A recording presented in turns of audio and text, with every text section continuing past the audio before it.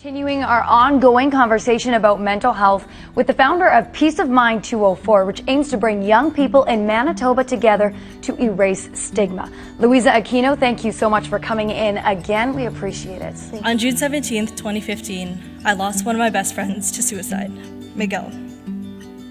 His death was one of 4 high school student suicides that occurred in Winnipeg within the time span of 1 month. I remember thinking to myself that that was the end, that there were no good days left for me in this world, that the warmth that I had felt when Miguel was around was something that I would never be able to feel again. Being able to do what's right and being able to do something that you've never done before, because we've never had a society where mental health and mental illness wasn't stigmatized, but in order to get there we have to do something that we've never done before, and that's to talk. There's a stigma attached that makes it seem embarrassing when it really shouldn't be, because chances are it happens to a lot of other people. If we don't start it now, I'm not going to wait for someone else to start the conversation, so it all starts with talking. Someone who hasn't, all the way in the back, in the red, yes. My goal of what I do, is that what you said? Yeah? To have the world at a point where we don't need motivational speakers to tell you to be a leader, because we're all already leaders. That's my goal.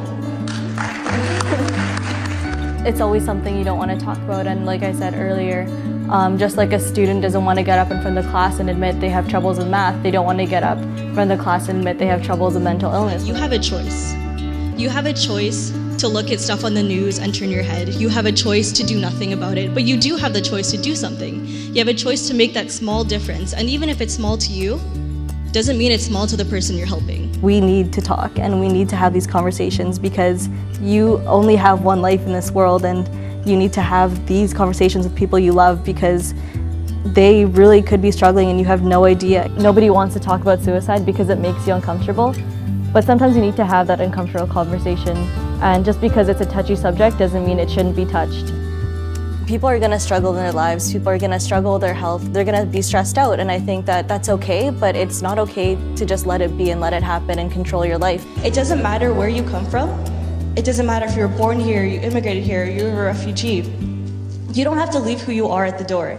The thing about mental health is it's tricky because you don't know who's struggling. You can't see it physically. The more conversation we have, the more educated we are, the more empathetic we can be to each other, and the more we're able to actually understand each other. If you're a minority in the room, in a place that you are, use that to push you to be a voice for everyone else that you're representing. We all have the power to use our voices, especially with social media. Everything that we can do with social media is huge, and it's important that we do so and use it in a positive direction, because our world needs amazing people like all of us here today to do better and to be better. Even if you don't change the whole world, if you help just one person, you make a difference and you make a change in their world. And to make a change in one person's world makes all the difference.